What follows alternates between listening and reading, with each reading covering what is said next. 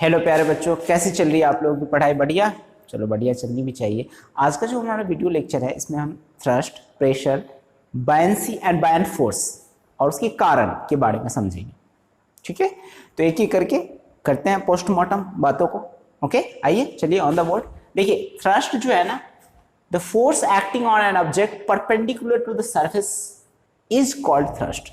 जैसे ये सरफेस है और इसके परपेंडिकुलर जो फोर्स लग रहा है that is known as thrust. या ये मेरा सरफेस है, ठीक है, और इसके परपेंडिकुलर जो फोर्स लग रहा है नीचे से लग रहा है, दोनों ही हो सकता है, इसको क्या कहते हैं? थ्रस्ट। मतलब कहने का, थ्रस्ट जो है परपेंडिकुलर फोर्स एक्टिंग, नॉर्मली जो फोर्स लगता है उसको हम कहते हैं। तो एक तरह से मतलब थ्रस्ट क्या है? फोर्स ही तो है, ठीक है। परपेंडिकुलर फोर्स को स्पेशल नाम दे दिया कि थ्रस्ट। ओके, तो it's SI unit, SI unit क्या होगा इसका? SI unit will be also Newton. इसका एसआई यूनिट भी क्या होगा बेटा? ये न्यूटन। और क्या कहेंगे इसको? एन से डिनोट करेंगे, ठीक है। तो ये है थ्रस्ट। अब प्रेशर क्या है? It is the force acting perpendicularly on a unit area of the object. किसी यूनिट एरिया में जब हम ऑब्जेक्ट किसी यूनिट एरिया में जितना फोर्स परपेंडिकुलरली एक्ट होता है उसको कहते हैं हम प्रेशर। तो प्रेशर इक्वल टू क्या लिखेंगे? देखो, फोर्स पर यूनिट एरिया, या इसको कहेंगे thrust, thrust per unit area. क्यों थ्रस्ट क्यों कहेंगे? क्योंकि परपेंडिकुलरली जो एक्ट होगा वही कंपोनेंट काम करेगा, ठीक है। तो इसलिए thrust equal to thrust upon area, या इसी को लिख लो force upon area, force upon area. ये प्रेशर कहलाता है। अब देखो, प्रेशर जो है यहां पर अगर हम प्रेशर की यूनिट लिखे तो क्या होगा? ऐसा यूनिट ऑफ प्रेशर, ऐसा यूनिट ऑफ प्रेशर, प्रेशर की ऐसा यूनिट क्या होगी? न्यूटन। अब देखो, इसमें ना बच्चों को दिक्कत होती है, थोड़ा सा समझ लेना। फोर्स की यूनिट कितनी होती है? क्या होती है? न्यूटन। और एरिया मीटर स्क्वायर। तो इसका जो यूनिट कंबाइन तू लिखेगा वो क्या लिखेगा? न्यूटन पर मीटर स्क्वायर।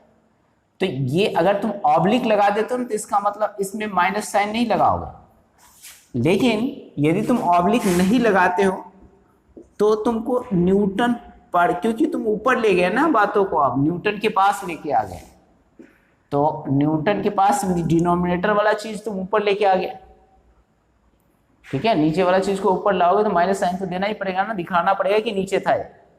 तो यही चीज है, ये माइनस का m-2। क्या हमें बातें समझ में आ रही है? न्यूटन पर मीटर स्क्वायर। तो ये है ऐसा यूनिट प्रेशर का।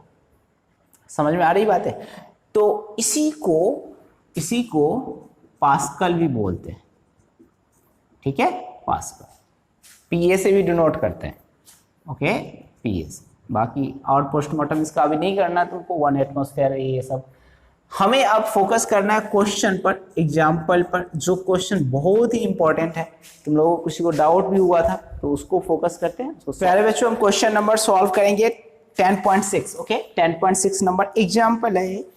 ओके, ये क्वेश्चन जो है ना बहुत प्रॉब्लम हुआ था तुम लोगों को, ठीक है। तो इसको सॉल्व कर लो। मैंने पीडीएफ जब सेंड किया था ना उस समय बहुत प्रॉब्लम हो रही थी तुम लोगों को, कैसे क्या। देखो इधर एक ना बॉक्स है जिसका डायमेंशन जो दिया हुआ है 20, 10 एंड 40। ये जो है ना लेंथ, ये 40 सेंटीमीटर। ओके, तो पहले तो ये इस तरह से रखा हुआ है, बाद में 20 एंड 40 वाला जो है वो सरफेस टच कर रहा है ऐसे बोर्ड को, और ये अभी 20 एंड 10 वाला टच कर रहा है। ओके, इसका मास दिया हुआ है 5 kg। आपको ये बताना है कि इस प्रेशर कितना इस सरफेस पर एग्जर्ट करेगा। तो बताओ मुझे ये एक बात, प्रेशर इक्वल टू क्या फॉर्मूला भी सिखाया है? Pressure equal to thrust, thrust upon area. नहीं, और यहां थ्रस्ट फोर्स किसकी वजह से लगेगा? वेट की वजह से। तो m इंटू जी अपॉन एरिया। एरिया कितना होगा इसमें? ये जो एरिया है ना 20 एंड 10, जो सरफेस कांटेक्ट में होता है वो एरिया लेते हैं। तो यहां पर वैल्यू पुट ही कर देता हूं मैं, 20 इंटू 10 की पावर -2, 10 इंटू 10 की पावर -2। क्या मेरी बातें समझ में आ रही? m की जगह पर कितना लिखोगे? 5 इंटू जी 9.8 अपॉन यहां पर होगा 200 इंटू 10 की पावर -4। ओके, तो इसको जब सॉल्व कर 2450 न्यूटन मीटर स्क्वायर। अगर तुम ऑब्लिक नहीं लगाते हो, स्लैश लगाओगे, तो यहां पर अगर इसका यूनिट लिखना है, अगर स्लैश लगाते हो तो पर मीटर आएगा, ठीक है। माइनस तभी लगता है जब यहाँ स्लैश नहीं लगाते, स्लैश का मतलब होता है नीचे हो गया, ठीक है। यहाँ क्वेश्चन कर रहे थे तुम लोग, तो ये समझ लो। तो ये तो पहले का हो गया। अब दूसरे का देखो, दूसरे में क्या होगा, दूसरे में प्रेशर कितना एग्जर्ट होगा वो देख लो। प्रेशर इक्वल टू, इस वाले केस में कितना होगा, थ्रस्ट अपॉन एरिया, ओके। और यहाँ पर ये वाला जो सरफेस है इसके मतलब ये वाला नीचे वाला सरफेस इसके कांटेक्ट में है बोर्ड के, तो थ्रस्ट इक्वल टू यहाँ भी क्या होगा, mg अपॉन एरिया के जगह पर कितना लिखेंगे, 20 इंटू 10 की पावर -2 इंटू 40 इंटू 10 की पावर -2, ओके। और m कितना लिखोगे, 5 इंटू, यहाँ पर g की वैल्यू इतनी ले रहे हैं, देखो g की वैल्यू हम कितनी ले रहे हैं, 9.8 मीटर पर सेकेंड स्क्वायर। मैंने जब PDF सेंड किया था तो उसमें हमने g की वैल्यू कितनी ली थी, 10, तो उससे थोड़ा सा का अंतर आ जाएगा, 2500 आ जाएगा यहाँ आंसर, ठीक है। तो इसको सॉल्व करोगे ना, तो ये 10 की पावर -2 क्यों कर रहे हैं, क्योंकि ये सेंटीमीटर में दिया हुआ है, तो सेंटीमीटर की चीज को मीटर में तो कन्वर्ट करना पड़ेगा ना। और ये मान लो एक रेक्टेंगल है तो लेंथ इंटू ब्रेथ हो जाएगा, समझ में आ रही बात है। तो ये इतना करो 800 इंटू 10 की पावर -4, और इस सब को करोगे ना 612.5 न्यूटन मीटर स्क्वायर, और इसी को न्यूटन पर मीटर स्क्वायर। क्या मैं इतनी बातें समझ में आ रही है। तो ये हो गया तुम्हारा कंप्लीट एनालिसिस पर्टिकुलर एग्जांपल का, ओके। यहां से तुम क्या कंक्लूड कर रहे हो, क्या निकला रहा है निष्कर्ष, कि ये जरूरी नहीं कि मास पर प्रेशर डिपेंड करता है, किस पर डिपेंड करता है, कॉन्टैक्ट सरफेस के एरिया पर, ठीक है। तो प्रेशर डिपेंड्स ऑन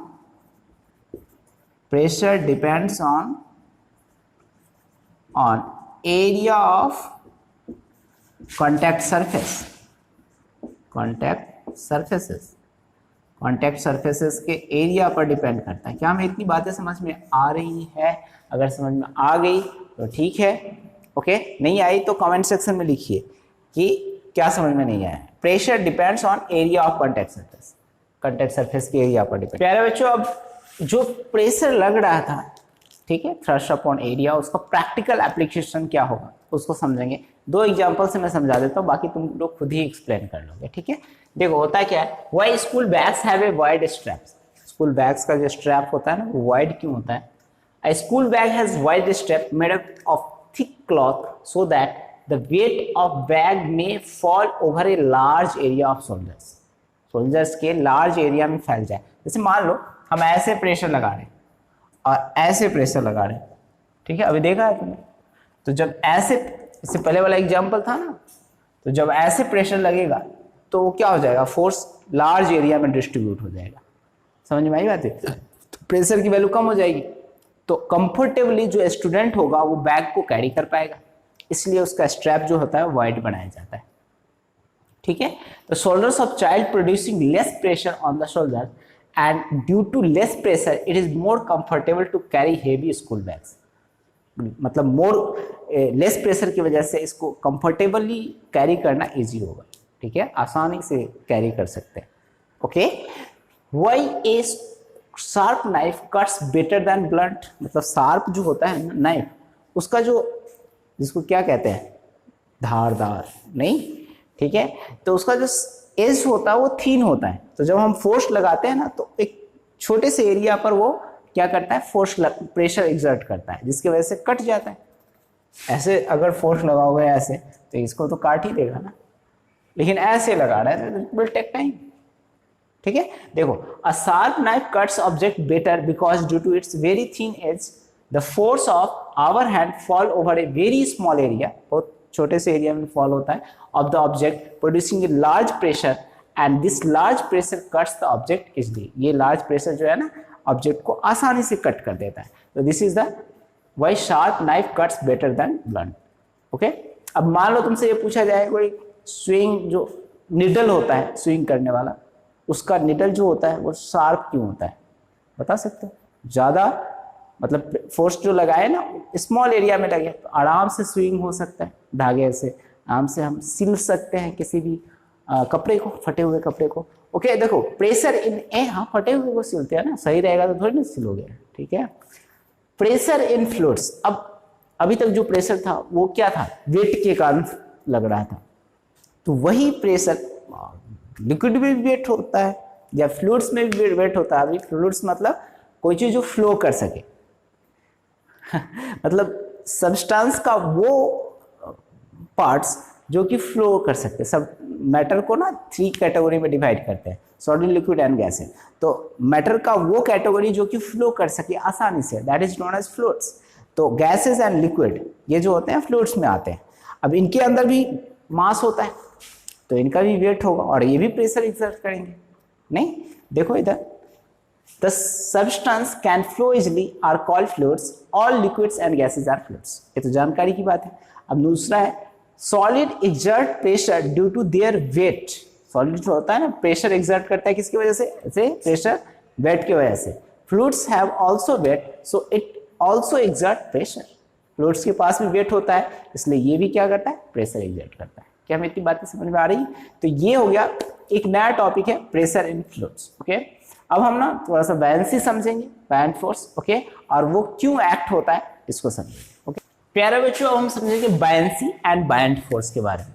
ठीक है, अब देखो समझ लो क्या होता है। जैसे किसी ऑब्जेक्ट को तुम तालाब में नहाने चलो, ऑब्जेक्ट छोड़ो, तुम तालाब में जब नहाने गए हो तो देखा होगा कि फील किया होगा, देखा क्या? फील करते हैं, अनुभव करते हैं कि नीचे से जो फ्लूइड है वो तुम पर फोर्स लगा रही है ऊपर की तरफ, एक्सपीरियंस किया होगा। उसकी वजह से तुम ऊपर आते हो।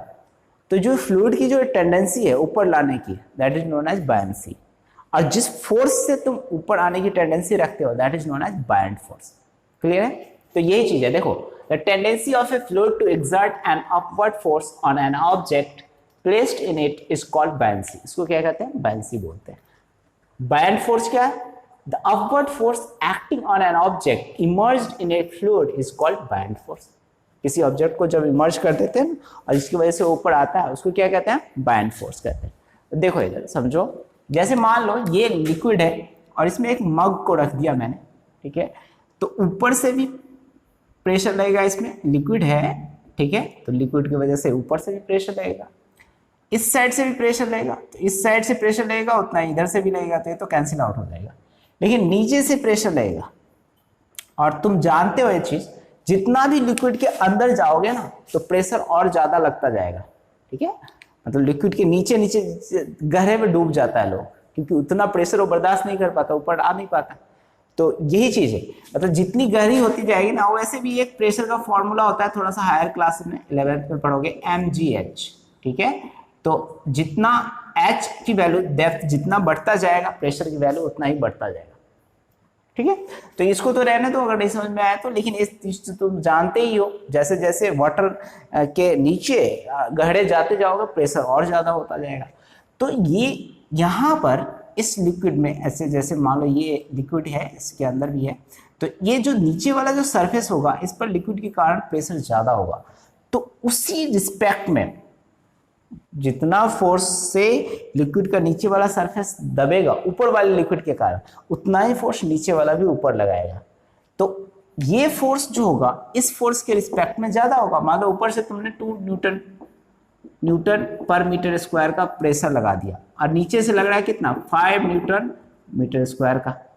ठीक है, ऐसे मीटर स्क्वायर का लग रहा है, तो 3 न्यूटन मीटर स्क्वायर का तो ऊपर की तरफ प्रेशर लग गया ना रे, तो ऊपर की तरफ। तो इसी की वजह से मग क्या करेगा? ऊपर की तरफ आना की टेंडेंसी रखेगा।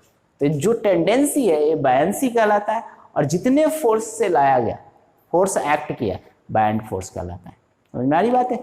तो ये हो गया cause of buoyant force. Okay, the force acting on the mug at lower point is maximum in comparison to the upper point because pressure is less. Pressure क्या है? लेस है। At that maximum pressure will be exerted, depth पर maximum pressure exert होगा, maximum upward force will act. Hence, यहां पर hence लगा लो, क्यों? Newton's third law से जितना तुम इस पर प्रेशर लगाते हो उतना ये भी लगाता है, मतलब जितना इस पर फोर्स लगा रहे हो इंटर्न में ये भी बोर्ड भी तुम पर लगा रहा है। तो ये हेंस यहां पर एक्सर्ट करके लिख दें, hence maximum upward force will act which is known as buoyant force, जिसको क्या कहेंगे? बायनेंट। क्या हमें बातें समझ में आ रही? ठीक है, तो आज का वीडियो लेक्चर यहीं फिनिश करते हैं। अब आगे आर्किमिडीज प्रिंसिपल पढ़ेंगे। ओके, और factors on which buoyant force depends एक टॉपिक इसमें भी करेंगे। ओके, तब तक वीडियो वॉच करने के लिए धन्यवाद and God bless you all.